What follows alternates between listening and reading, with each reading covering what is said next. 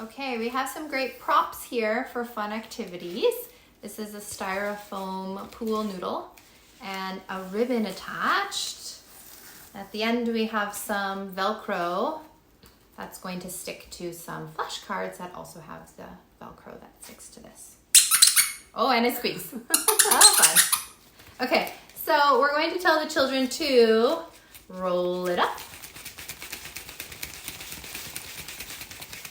And unroll it or roll it down. Yeah, down. Down, so they can learn up and down. Down, yeah. As well, they are going to have some flashcards on the floor, which they will stick the Velcro to, and then pull it back up, grab the card, and read the word. So it can be a reading activity.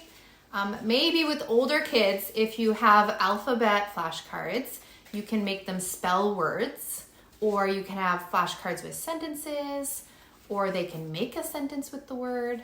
So you can do other activities based on their level or their age.